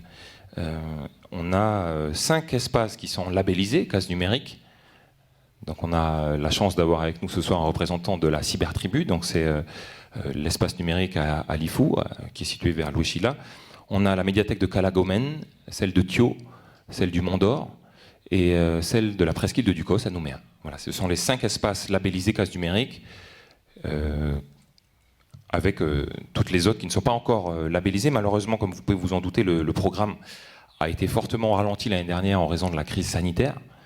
Donc voilà, le programme est ralenti, pas arrêté, mais voilà, on espère que ça peut continuer. Dans ces 30 espaces, on trouve donc des animateurs numériques. La plupart ont bénéficié de ces formations-là, de cet accompagnement du gouvernement, parce que le numérique, ça avance à toute vitesse. On a besoin de se former pour être au plus proche des populations et répondre aux besoins. Donc voilà, on a du travail en réseau, ça c'est intéressant à le souligner. On arrive à travailler en réseau malgré nos collectivités différentes, malgré nos associations différentes. On arrive à mener des projets communs, comme par exemple la semaine Calédo numérique, qui est initiée en octobre depuis 3 ans maintenant. Donc c'est sur une même semaine, tous les espaces numériques du territoire proposent une semaine d'animation sur une même thématique, par exemple, avec des bases d'ateliers communes. Donc voilà, ça c'est assez intéressant à voir. Voilà, le ralentissement du programme, je le disais, a donc stoppé les formations de ces animateurs. Et il serait intéressant de se poser la question aujourd'hui du statut de ces animateurs numériques, puisque bien souvent ce sont tout simplement des médiateurs de proximité, des associatifs, des animateurs BAFA, des animateurs socioculturels, qui en fait se retrouvent placés comme ça dans des espaces numériques.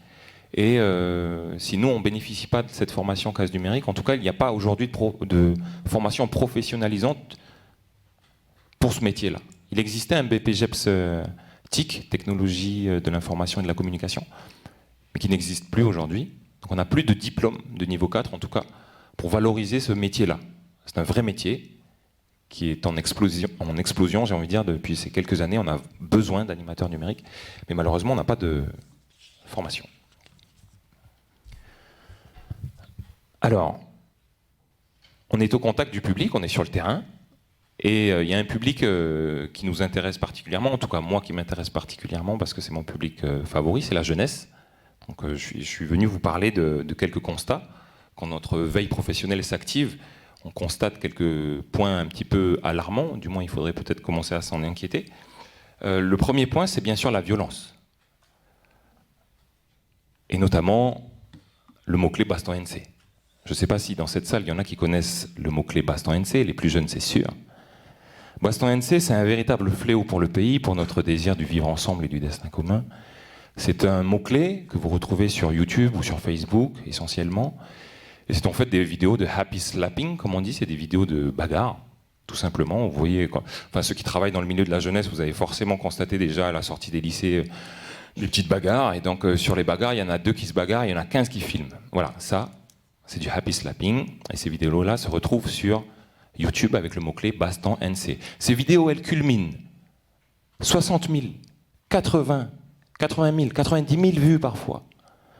Quand une vidéo artistique, un clip artistique par exemple, n'arrive pas à dépasser les 3 000 vues, on a des vidéos de baston qui en quelques semaines franchissent le cap des 100 000 vues. Voilà, c'est pour vous donner une ampleur du phénomène.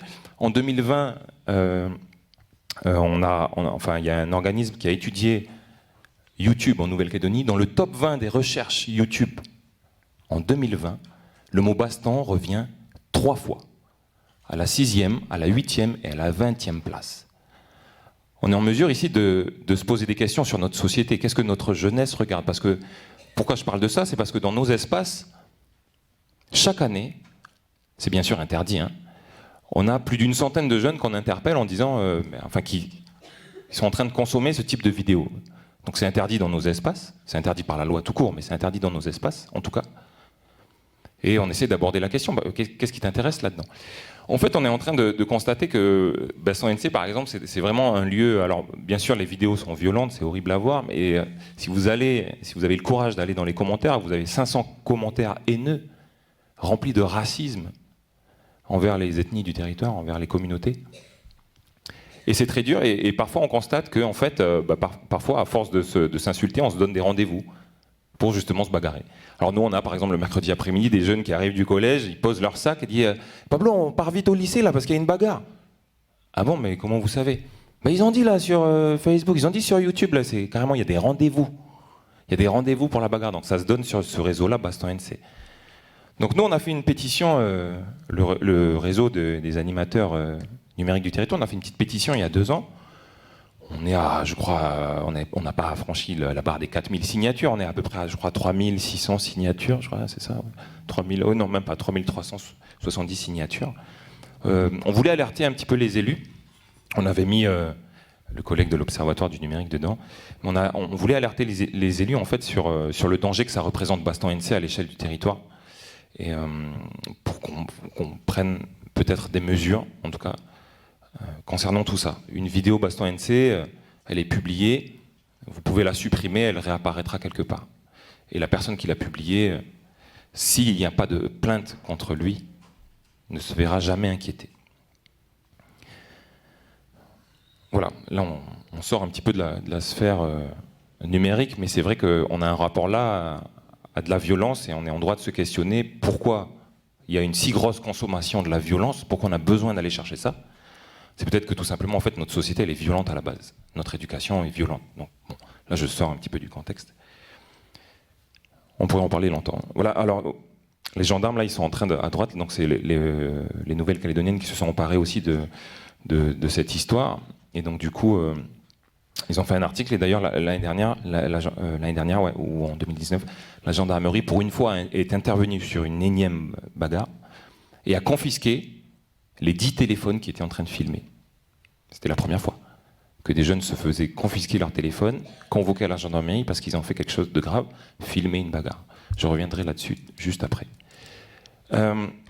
Un autre point aussi que je voulais soulever, c'est bien sûr la nudité, le rapport au sexe, la pornographie, qu'on a, qui est en fait hyper courant sur les téléphones de nos plus jeunes. Comme certains le savent déjà, à 12 ans, un jeune sur 3 a déjà visionné une vidéo pornographique. Alors ça a bien sûr induit des changements conséquents dans notre façon d'aborder une relation amoureuse, comment on tombe amoureux aujourd'hui quand on est un ado de 14 ans. Quelles pratiques sexuelles on a envie de se mettre en tête quand on est inondé par du porno, forcément. Donc là, il y a le porno là, il y a ce rapport à l'image aussi, bien sûr. Monsieur Larry Martin nous en a parlé un petit peu. Ce rapport à l'image qui nous façonne, on a envie de se poster dans des postures un petit peu, enfin voilà, parfois un peu dénudées, etc.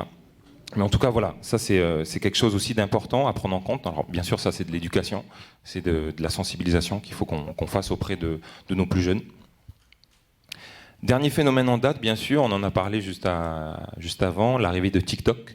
Alors TikTok, véritable phénomène depuis 2 ans maintenant. Alors TikTok, pour information, c'est une application chinoise qui a été conçue pour les 9-14 ans. On parle bien là d'une application jeunesse, hein, une application jeune. 9-14 ans, c'est vraiment jeune. 9 ans quand même. Enfin voilà.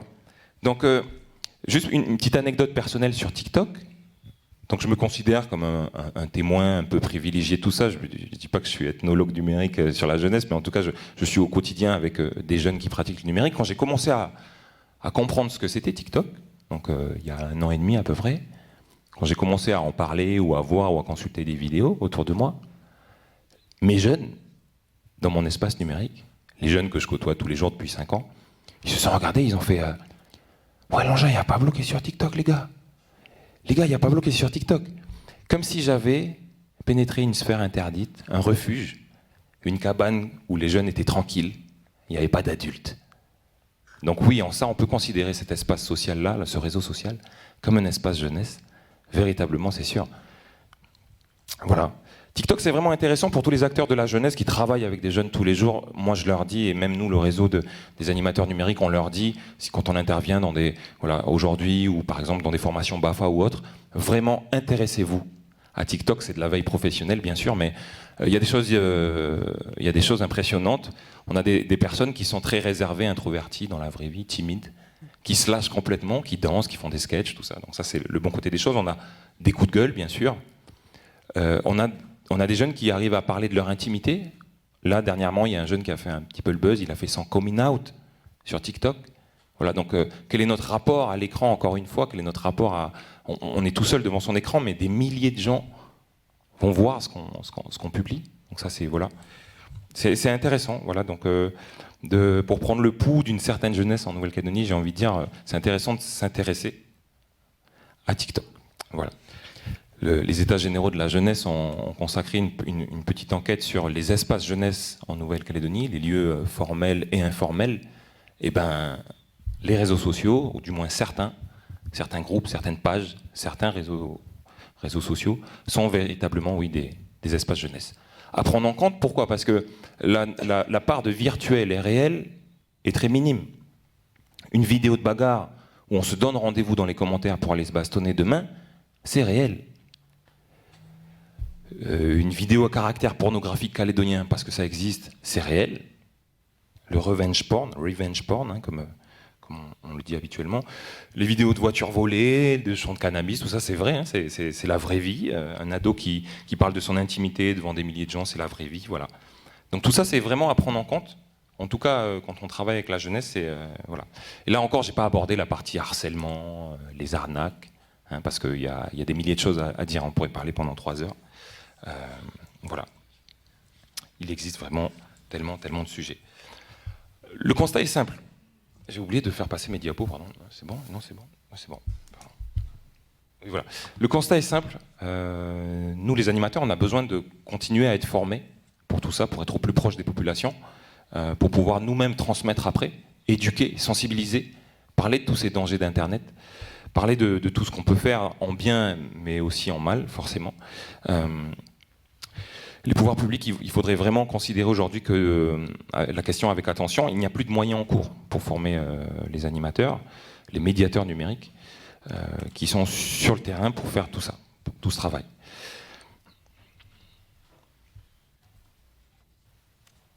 Donc le travail, donc c'est, je vous l'ai dit, de la sensibilisation, de l'accompagnement, déceler par exemple des fausses informations. Là, je tiens à faire une petite parenthèse. Il y a quelques jours, le site, enfin, la page Facebook de la province Sud a publié une vidéo anti-intox, donc pour donner des vérités sur un sujet de société. Ça, c'est quelque chose à souligner et à applaudir parce qu'on en a vraiment besoin. On a cruellement besoin d'un média comme ça. Alors bon, là, c'est la province Sud, mais on pourrait imaginer à échelle territoriale, porté peut-être par une association ou un collectif, ou peut-être, pourquoi pas, une cellule de l'Observatoire du numérique qui s'occuperait de ça, de faire de la modération, de dénoncer les fausses informations, d'alerter les gens, de rétablir des vérités, et aussi, pourquoi pas, d'étudier la haine sur les réseaux sociaux calédoniens. La loi Avia, qui a été votée l'année dernière, qui vise à lutter contre les contenus haineux sur Internet, elle a été votée en juin 2020, en France, a justement doté la France d'un observatoire de la haine en ligne. Pourquoi pas imaginer au sein de l'observatoire numérique une cellule qui étudie tout ça. Voilà. On a tous les grands médias aujourd'hui, Libération qui a Check News, on nous a parlé de l'AFP, effectivement AFP Factuel, il y a les décodeurs sur le journal Le Monde. Tout ça, ce sont des décodeurs d'informations en fait, qui rétablissent des vérités. C'est important aujourd'hui d'avoir des outils comme ça dans notre société. En dernier point, nous pensons qu'il est important de mener une campagne de communication forte sur le thème du numérique en Nouvelle-Calédonie. On a eu une belle campagne de sensibilisation sur le bien-être animal, il y a peu de temps. Pourquoi pas en avoir une sur les réseaux sociaux, sur les dangers du numérique, sur tout ce qu'on risque en faisant, en filmant, en publiant, en commentant une vidéo de baston, par exemple. Voilà. Comme ça... Enfin, je veux dire, quand il y a une intervention de la gendarmerie qui confisque les téléphones, au moins les jeunes, ils ne seront pas là à dire « Ah bon? Mais je ne savais pas qu'on ne pouvait pas faire ça. » Enfin voilà, une campagne forte qui marque les esprits. Il y en a plein. Hein. Il y en a plein. Alors là, vous avez donc ce qui se fait en France. En bas à droite, vous avez un exemple. Donc c'est des vidéos, des publicités néo-zélandaises où là, par exemple, c'est 2 acteurs porno nus qui frappent à la porte. Donc une dame ouvre la porte, dit « Je peux vous aider ?» Oui, ben en fait, on vient dire à votre fils, là, Kevin, derrière, là, ben en fait, il est trop jeune en fait pour nous regarder. La mère, elle est un peu choquée. Enfin, voilà, il y a toute une série comme ça il y a plein de campagnes qui existent. Et à échelle territoriale, il serait temps de mettre aussi des grands coups comme ça pour alerter, sensibiliser nous tous en fait, la population calédonienne. Voilà, pour finir sur une note différente. Et dans notre contexte politique particulier, je dirais simplement que le numérique, il peut sûrement jouer un rôle sur le plan de la démocratie participative. C'est quelque chose d'intéressant à étudier, surtout à l'heure où les citoyens se méfient beaucoup de la politique, de plus en plus, hein, avec bien sûr le fameux mot-clé complotiste. Voilà, tout le monde commence à se méfier. On l'a dit tout à l'heure, 13% de la population seulement font confiance aux médias sur les réseaux sociaux. Ça, la démocratie participative, c'est quelque chose qui peut être positif, en tout cas, avec l'apport concret de citoyens connectés à échelle locale. Voilà. Mais bien sûr, ça, c'est une autre piste de réflexion. Voilà. j'ai fini. Je terminerai juste en disant qu'il est intéressant que la Calédonie se dote d'un cadre. Alors bien sûr, dans la mesure du possible, à notre échelle, mais il est important de rentrer dans effectivement ce bal des nations, des pays qui tentent aujourd'hui de mettre un cadre à tout ça, puisque l'avenir du numérique ici dans notre pays, ça sera ce que nous en ferons. Voilà. Merci pour votre écoute. Merci beaucoup, Pablo. Passionnant. Notre dernière intervenante, Akila Nedjarguer, donc vous allez revenir sur un article que vous avez publié récemment dans In Conversation. J'ai un accent absolument extraordinaire. Vous avez intitulé cet article « Nouvelle-Calédonie, les réseaux sociaux au cœur du militantisme politique ». Voilà, je vais vous laisser le micro également. Merci. Je vais être assez brève puisque le temps passe et si on veut laisser du temps au débat, je vais quand même limiter mon temps de parole. Alors moi, je n'ai pas les talents de Larry pour la présentation. Je vais faire une présentation un peu plus sobre. Quand on m'a demandé de participer à cette conférence, j'ai accepté bien entendu, avec grand plaisir, mais vu la thématique, je me suis posé des questions sur le temps que j'avais, 10 à 15 minutes pour présenter un sujet très vaste qui concerne effectivement les usages et les impacts. Me concernant et responsable d'une licence communication et art numérique, nous passons beaucoup d'heures à expliquer les usages et les impacts et c'est vrai que 10 minutes ou un quart d'heure pour parler de ça, c'est très compliqué. Donc quand on parle d'usage, on ne sait pas trop effectivement de quoi on parle. Est-ce qu'on parle des usages techniques, fonctionnels, opérationnels, sociaux, individuels, collectifs ? Quand on parle des impacts, s'agit-il des impacts sur la visibilité des entreprises et sur leur rentabilité ? Est-ce qu'il s'agit des impacts sur la sociabilité des individus ? Le cyberharcèlement, par exemple ? Est-ce qu'il s'agit des impacts sur la santé mentale des jeunes adolescents ou bien de leurs addictions, puisque de plus en plus, il y a des addictions, effectivement, aux réseaux sociaux, mais aussi à la connexion Internet. On parle de nomophobie et de phomophobie. Ou est-ce que ce sont les impacts sur les enjeux démocratiques, par exemple ? Moi, ce qui m'intéresse, effectivement, c'est l'impact sur la circulation de l'information et sur les enjeux démocratiques. C'est l'objet, effectivement, de l'article que j'ai écrit dans The Conversation. Mais avant tout, je voulais quand même poser un peu le cadre en quelques points. En tant que chercheuse en sciences de l'information et de la communication, je crois qu'il est important de ne pas tomber dans ce qu'on appelle un déterminisme technique. Je m'explique. C'est-à-dire que on pourrait penser que la technologie changerait effectivement les rapports humains, changerait la société dans sa profondeur. Et les études montrent que ce n'est pas le cas du tout. Il y a des transformations effectivement sociales et organisationnelles qui ont lieu à cause ou grâce à Internet, mais on ne change pas l'ordre social, on ne bouleverse pas les rapports humains.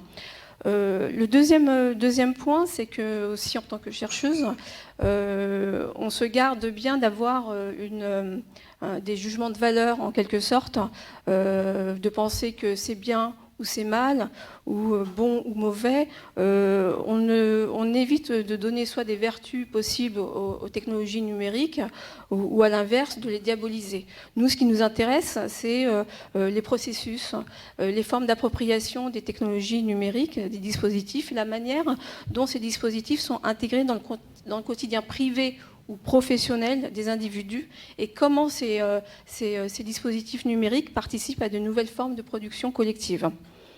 Le troisième point, qui fait partie du cadre, avant d'aborder le sujet, c'est que très longtemps et souvent, on a opposé monde réel et monde virtuel.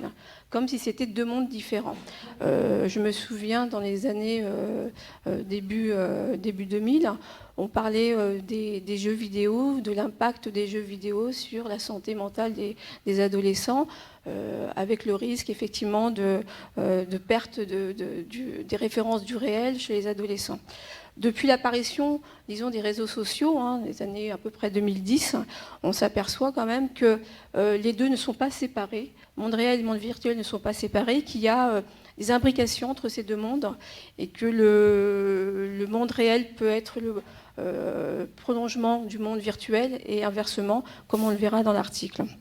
Alors moi, je me suis intéressée au rôle des réseaux sociaux dans la diffusion de l'information et dans les enjeux démocratiques au sens large, et particulièrement par les partis politiques au moment du référendum de 2020. J'avais analysé celui de 2018 et j'avais aussi analysé celui de 2020. Alors pourquoi ce sujet ?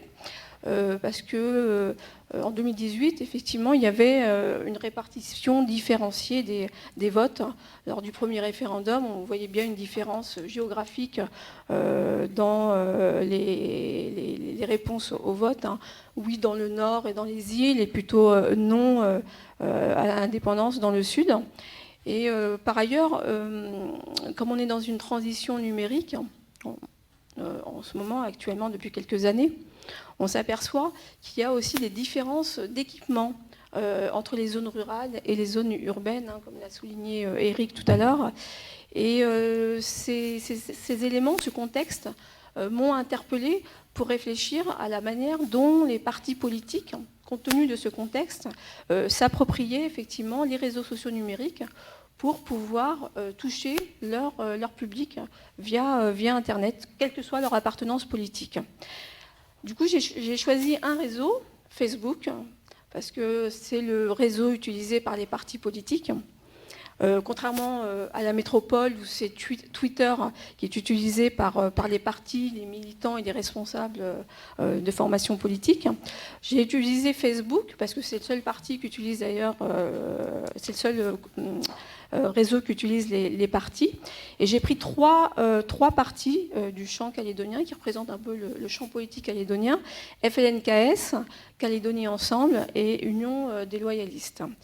Alors je me suis intéressée à la semaine qui précède le vote. Le vote a eu lieu le 4 octobre 2020. Et je me suis intéressée à cette semaine-là parce que c'est l'expression politique à sa plus haute intensité. C'est une période révélatrice et cruciale dans la communication effectivement des partis politiques. On sait, par exemple, qu'en métropole, le CSA interdit les campagnes politiques dans les médias la semaine qui suit les votes électoraux. Alors, on a vu, j'ai analysé effectivement le nombre de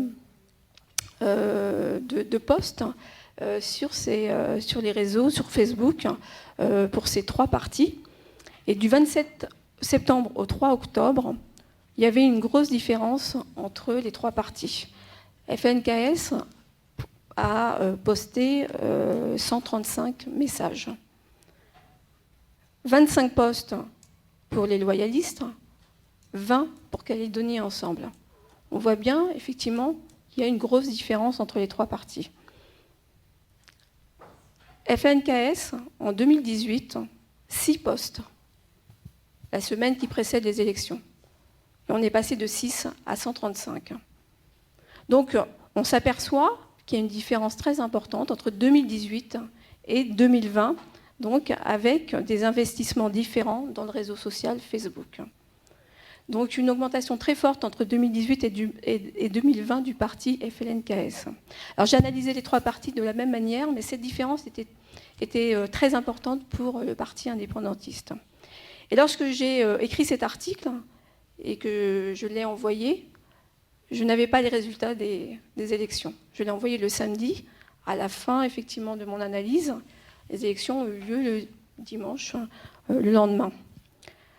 Donc on s'aperçoit qu'il y a une évolution effectivement de la maîtrise digitale du parti indépendantiste, avec parfois même l'utilisation de drones. On a effectivement des images, on utilise le drone pour pouvoir photographier le oui réalisés par les habitants qui se constituent effectivement pour positionner le oui de hauteur. Donc sur Facebook, on s'aperçoit qu'on a un mode d'occupation identique à celui de l'espace public réel, physique. L'objectif en fait des partis politiques, c'est d'orchestrer le militantisme politique de terrain. C'est-à-dire que pour des partis, il faut occuper le territoire tant physiquement que virtuellement. Il faut être présent. Présent à travers 135 posts, c'est-à-dire que de nombreuses vidéos sont publiées, les rencontres, les défilés, les meetings sont publiés, toutes les informations pratiques pour aider les citoyens à aller voter sont données sur le réseau social. Donc on a une richesse d'informations sur les réseaux sociaux et particulièrement celui du Parti indépendantiste. Donc en résumé, le réseau social Facebook, il sert à dire ce qu'on fait et non pas ce qu'on pense, puisque très peu d'informations étaient proposées sur le programme politique. Et c'est valable aussi bien pour les FLNKS que pour l'Union des loyalistes. Donc on s'aperçoit que, dans un deuxième temps, que cette communication numérique, elle est partisane pour les deux partis indépendantistes et loyalistes. On s'aperçoit que Internet n'est ni collaboratif, quand je dis Internet, c'est le réseau Facebook, n'est ni collaboratif ni interactif. C'est-à-dire qu'on reste sur des positions tranchées, il n'y a pas de débat, effectivement, dans le réseau social Facebook proposé par chacun des partis. Donc les commentaires qu'on pouvait avoir à partir des posts, c'était des commentaires soit d'encouragement, de remerciement ou de revendications identitaires pour chacun des partis. C'était valable pour les deux partis Union des loyalistes et FLNKS, avec des emblèmes identitaires très forts, comme les drapeaux kanakis et français, à la fois dans l'espace public physique réel, mais aussi dans l'espace public en ligne. Donc on s'aperçoit que le réseau social Facebook, dans ce cas-là, c'est une vitrine d'action, avec une vitrine technique avec une offre d'action en faveur d'un militantisme plutôt qu'un véritable espace d'échange. Et on a très peu de discussions et de débats partisans du oui ou du non. Concernant Calédonie Ensemble, qui propose effectivement un programme politique autour du vivre ensemble, a suscité très très peu de réactions en ligne. Très peu de posts et très peu de réactions en ligne. L'Union des loyalistes avait peu de posts, 25, mais il y avait énormément de commentaires et de partages. En revanche, pour Calédonie Ensemble, il y avait très peu de commentaires et de partages. Donc, ce qu'on peut tirer comme conclusion, et ça avait déjà été vérifié dans des études antérieures, que les réseaux sociaux des partis sont les lieux des revendications les plus engagées et portent davantage sur des considérations partisanes que sur des positions modérées. En gros, on a une majorité silencieuse et une minorité active. On peut dire, du coup, pour conclure, que les réseaux sociaux ne font pas l'élection dans le sens où ils ne contribuent pas à modifier les choix des votes. C'était une question qu'on pouvait se poser en métropole entre le parti de gauche, le parti de centre et le parti de droite. Parfois, les frontières, elles étaient très fines. Ici, la question ne s'est pas posée, effectivement. Elle s'est posée au départ et on s'est aperçu effectivement que la manière dont les partis politiques construisaient leur réseautage en ligne et en fonction d'informations qu'ils proposaient sur leur réseau, on s'aperçoit que les camps étaient très marqués et qu'il n'y avait pas de risque effectivement de changer de positionnement politique. En revanche, ces partis et particulièrement le FLNKS, compte tenu du nombre de postes la semaine qui a précédé le vote, ce parti a permis de mobiliser les internautes dans leur propre camp pour accroître leur participation. Donc, les plus visibles sur les réseaux sociaux sont ceux qui s'engagent déjà de manière fortement dans la vie. C'est-à-dire que les réseaux sociaux sont constitués de liens faibles et de liens forts. Et ce sont généralement les liens forts qui existent en dehors des réseaux sociaux qui vont contribuer effectivement à ce militantisme plus fort. D'ailleurs, on parle souvent effectivement de militantisme de salon et de militantisme de terrain. Le militantisme de salon, le fait de liker, de partager une information contestataire ou de changer effectivement la photo de son profil pour mettre la photo de la cause qu'on défend, on appelle ça le militantisme de salon. C'est ce qu'on appelle le slacktivisme, qui s'oppose au militantisme de terrain. Et ce militantisme de salon n'engage pas autant qu'un militantisme de terrain. Donc les réseaux sociaux, les réseaux sociaux des partis renouvellent donc les moyens de faire campagne, de communiquer avec les électeurs et de les mobiliser. Voilà.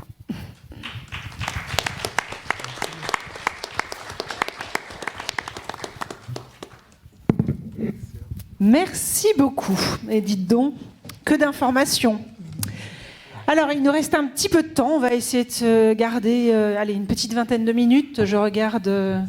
C'est bon ? Allez, c'est parti. Vous avez certainement plein de questions à poser. Il y a des micros qui vont circuler, donc attendez simplement d'avoir le micro devant vos bouches, de manière à ce que la captation de Calédonia puisse être enregistrée correctement. Alors, est-ce qu'il y a des questions d'emblée ? Bon, c'est pas grave, c'est moi qui en pose une d'emblée aussi. On a un petit peu parlé tout à l'heure de WhatsApp, on a évoqué la question. Et puis, il y a quelques semaines de ça, a priori, WhatsApp a revu un peu ses conditions d'utilisation et a commencé à laisser entendre, en tout cas, qu'il allait peut-être utiliser certaines informations issues des conversations. Alors, est-ce que c'est vrai ? Est-ce que c'est faux ? Est-ce que ça veut dire que moi, il faut que je parte vite de WhatsApp et que j'aille sur Signal ? Voilà, qu'est-ce qu'il faut faire ? Alors, qui veut répondre à la question ? Tiens, notre... Merci pour ce cadeau. Alors, j'avoue que je ne me suis pas renseigné spécifiquement sur le cas de WhatsApp qui est évoqué là. Je vais faire référence tout simplement à un des outils qu'on utilise en parallèle à tout ça, c'est le mail. On a une position hégémonique de Google sur le mail de manière générale au niveau mondial. Alors, en termes de recherche, Google, c'est 90% des recherches mondiales. Donc, ce qui veut dire aussi déjà que lorsqu'on pose une question à Google, on n'a que les réponses de Google. On n'est pas forcément non plus dans un monde un peu libre. On a un peu des modèles aussi d'algorithmes derrière, comme on l'a évoqué sur les vidéos ou les consommations de contenu. Donc, on va nous répondre un peu aussi ce qu'on aime bien entendre, en partie. Alors, c'est vrai que je n'ai pas regardé sur WhatsApp. En tout cas, ce qu'il faut toujours lire, et ce que personne ne fait, ce sont bien sûr les conditions générales d'utilisation. Vous savez, les fenêtres qui s'ouvrent quand on arrive sur un site. Alors, depuis l'avènement de la réglementation sur la gestion des données personnelles, ça a un petit peu évolué. Sauf que, pour la plupart, on utilisait potentiellement déjà WhatsApp ou ce type d'outils avant l'entrée en vigueur des réglementations. Donc les opérateurs, et là quand je dis opérateurs, je parle des opérateurs de réseaux sociaux ou d'outils, si on ne les considère pas comme des réseaux sociaux, sont en charge et en responsabilité de faire appliquer ces nouvelles réglementations. Si je fais très court, sur la partie RGPD, c'est-à-dire tout ressortissant de la Nouvelle-Calédonie, vu que c'est applicable ici, mais premièrement de l'Union européenne, a des droits sur ces données. Donc ça, tout acteur du monde doit les respecter. C'est tel qu'a été créée la réglementation évoquée. Le deuxième facteur, c'est que justement, c'est tout usage sur les territoires correspondants, donc Nouvelle-Calédonie et ou Union européenne, doivent également pouvoir attester de ce respect de la réglementation. Donc on a deux notions. On a une notion de sol et une notion de nationalité, si je peux me permettre. Voilà. Concernant la sécurisation des outils, effectivement, il y a une grande notion dans le monde de l'Internet et du numérique, c'est ce qui est gratuit ne l'est jamais. Quelque part, il y a des retours sur investissement pour les opérateurs, que ce soit par l'envoi de publicité, c'est-à-dire on accepte d'avoir des bandeaux ou des vidéos de publicité avant le contenu qu'on veut consommer, mais ça peut être aussi revendre de la donnée. Et là, on va avoir deux grands types de données qui sont revendues. Il va y avoir ce qu'on appelle plutôt les grandes et les métadonnées. Donc là, les données sont plutôt d'ordre anonymisé. On ne va pas parler de une telle ou un tel, mais on va parler de comportement justement génériques, impactés ou pas par ce que l'on consomme. Et puis le deuxième volet, qui souvent nous dérange un peu plus, même pour ceux qui seraient prêts à payer pour continuer à avoir Facebook et présenter leur vie au grand public, j'ai envie de dire, c'est justement la donnée personnelle. Et là, c'est souvent là où on se sent un peu plus incriminé, un peu plus victime, alors qu'en fait, il faut avoir aussi conscience que les deux volets sont importants. Les métadonnées et les comportements de groupe vont être utilisés par les grands merchandisers, donc les agents marketing. Je vais prendre l'exemple, dans les supermarchés. Pourquoi est-ce qu'en principe, quand on rentre dans le supermarché, on regarde à droite, on regarde à gauche et on regarde à droite? Tout simplement parce qu'on est emprunt du code de la route, par exemple. Quand on traverse une route, on regarde, alors gauche-droite, suivant les conduites à droite ou à gauche. Et en fait, c'est tous ces comportements-là qui sont reversés, on va dire, dans le système économique, pour faire court, ou en tout cas marketing. Je tiens à souligner que le marketing peut être aussi d'ordre éthique et d'ordre participatif, avec des très bons élans de solidarité. C'est vrai que c'est un pan des réseaux sociaux qu'on n'a pas trop évoqué aujourd'hui, mais moi je rappelle que sur des opérations de catastrophes humaines, naturelles ou industrielles, on a des élans de solidarité qui sont énormes, qui sont relayés par les réseaux sociaux, et c'est aussi un facteur important. Voilà. Sur la partie individuelle, les données personnelles, généralement, j'ai envie de dire, on ramène à ce que nous, on estime être de l'ordre du privé ou pas. Pour certains sociologues, la notion de vie privée, c'est une aberration. Dans la mesure où nous sommes une espèce qui vit en communauté, sauf erreur de ma part, alors je ne sais pas si on a des neuroscientifiques ici, mais notre cerveau reptilien, qui est notre premier cerveau, en fait, nous donne une capacité d'échange au quotidien avec une communauté d'environ une trentaine de personnes. À partir du moment où on va dépasser ce quota, j'ai envie de dire, d'une trentaine de personnes, on ne le sent plus, nous, surtout pas à Nouméa, j'ai envie de dire, mais on va recevoir des mini-stress, des mini-décharges. Voilà. Et donc ça va venir aussi impacter nos comportements. Et j'ai envie de dire, dans nos échanges sur les réseaux sociaux, avec le volume d'échanges qu'on peut avoir, je vais prendre mon exemple, alors c'est pas pour parler de ma vie, mais c'est que je me permets d'étaler mon exemple, le connaissant le mieux. Des fois, le soir, avec madame, on a déjà tellement échangé sur WhatsApp, notamment, mais c'est bon, on va manger, on va aller au lit, et puis on a déjà géré tout l'essentiel et anticipé la journée du lendemain. Donc je ne sais pas dans quel type de données ça intéresserait effectivement des opérateurs mondiaux d'avoir ma donnée personnelle et mes échanges avec madame, ou au contraire d'avoir plutôt des tendances générales de comportement, des avis d'opinion, des tendances. C'est-à-dire que typiquement, si on observe les conversations WhatsApp autour de dates des référendums, par exemple, je rebondis sur l'exemple proposé, est-ce qu'on va essayer de repérer les avis d'opinion, les tendances d'opinion? Est-ce qu'on va avoir envie de repérer juste l'intention de vote? C'est participation ou abstentionniste. Donc ça dépendra des opérateurs et de ce qu'ils feront des données. Et je vais reprendre l'exemple de Gmail. À l'époque, en fait, on ne le savait pas lorsqu'on a, pour tout un chacun, pris une adresse Gmail, j'en ai une également, je me permets de prendre cet exemple. En fait, Gmail avait le droit, parce que dans les conditions générales d'utilisation, c'est mentionné, de reprendre tout ou partie de nos textes. C'est-à-dire que même une lettre, je vais prendre un cas poétique, une lettre d'un amour déchiré qui répond à sa belle de manière poétique, en fait, pouvait être repris par Google, publié dans un ouvrage, sans reversement de droit vers l'auteur premier, l'écrivain, j'ai envie de dire, poète en herbe ou poète avéré.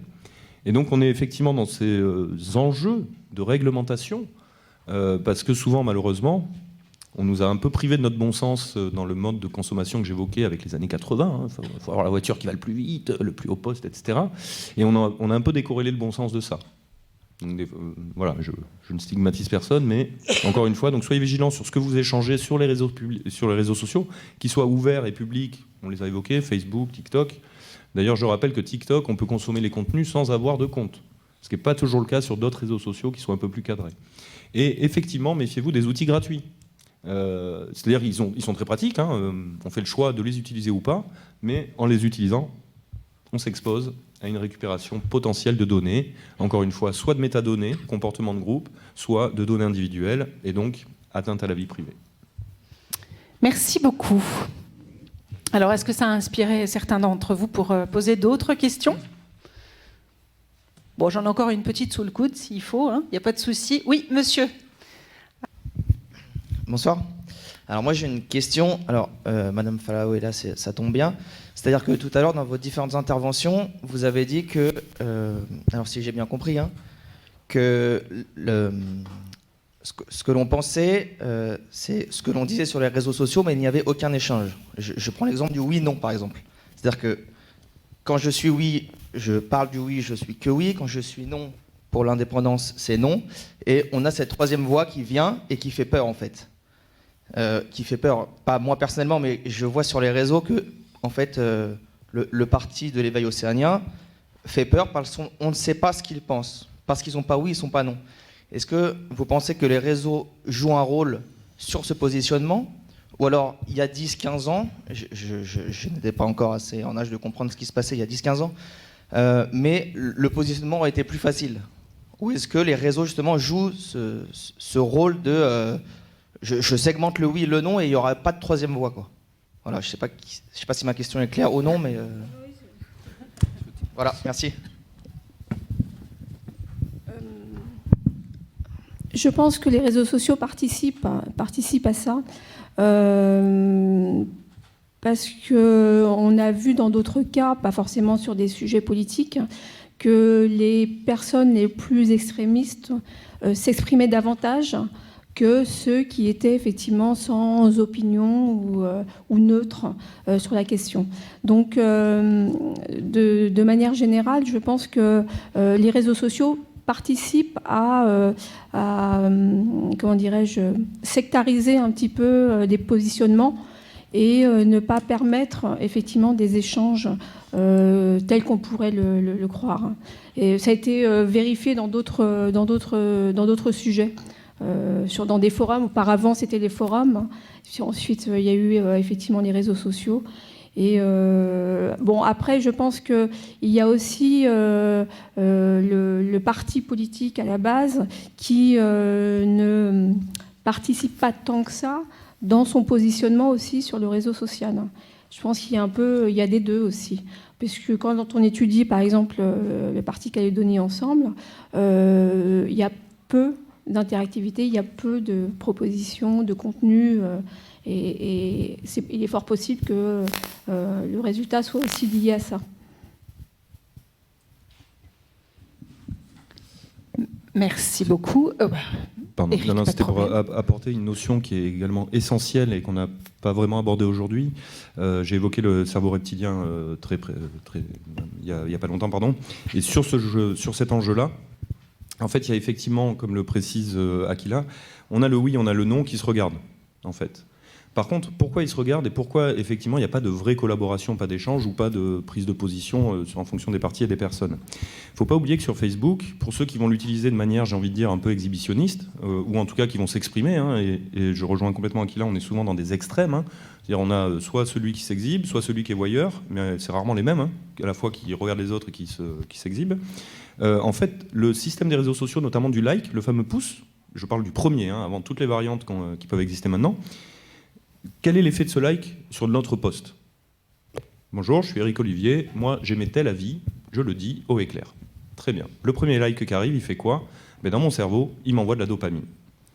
La dopamine, c'est ce qui me rend heureux, c'est ce qui me rend joyeux, parce que je suis très satisfait, on m'a reconnu, on m'a dit, tu as raison. Mais à partir du moment où on va me dire tu as tort, je vais avoir d'autres hormones qui vont se déclencher, et mon mode de réaction va être autodéfense. Je vais me défendre de ce que dit l'autre, parce qu'il n'est pas d'accord avec moi, donc il a tort. Moi, j'aime à croire qu'on peut avoir une lueur d'espoir à travers tout ça. Le numérique, et un des gros avantages du numérique, ce sont les outils collaboratifs. Le numérique, normalement, casse un peu le modèle pyramidal qui soit appliqué en entreprise ou dans les relations humaines, puisqu'on est supposé justement être dans le partage. Alors, les réseaux sociaux sont peut-être, malheureusement, pas un exemple d'outil collaboratif. C'est peut-être effectivement pas l'usage premier. Moi, je rappelle que Facebook, en premier lieu, c'était un yearbook. L'idée, c'était de pouvoir garder un lien le jour où j'avais envie de réactiver ce lien. Peut-être également dans une optique de communauté. Alors, on a évoqué les alumni tout à l'heure. Hein, c'est aussi ce type de fonctionnement, peut-être, qui sont derrière, à la base.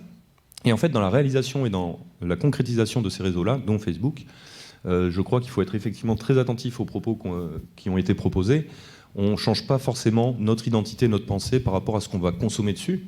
Je rappelle que dans tous les cas, je n'ai que 13% de confiance. Alors, encore une fois, même si le chiffre a pu évoluer, allez, soyons généreux, je vais dire 30% de confiance. C'est-à-dire que rien que dans ma tête à moi tout seul, j'ai 2 voix qui me disent non, une voix qui me dit oui. Donc mon parti, il ne change pas, mon avis, il ne change pas, tout simplement.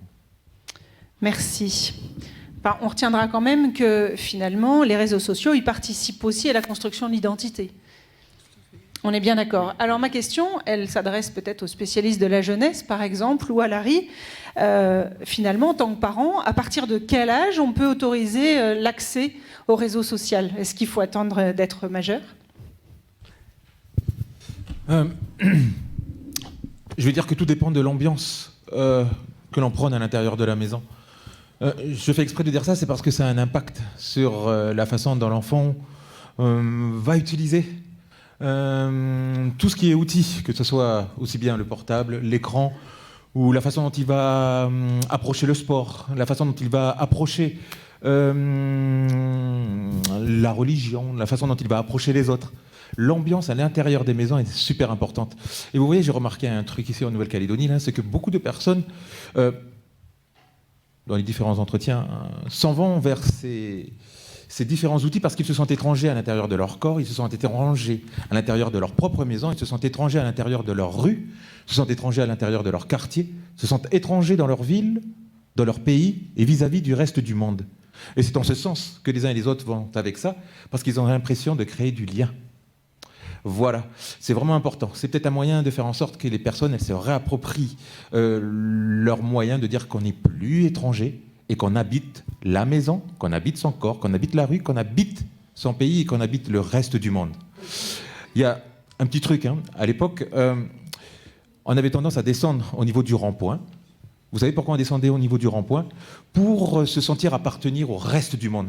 Parce qu'il y avait du mouvement, et puis d'un seul coup, dès lors qu'il y avait du mouvement, le sentiment d'appartenance, de dire le monde ne bouge pas sans nous, on lui appartient, on y est.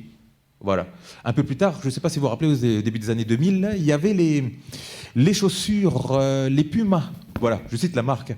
Tout le monde disait que c'était un moyen, il fallait absolument les avoir, parce que c'était de dire qu'on appartient au reste du monde.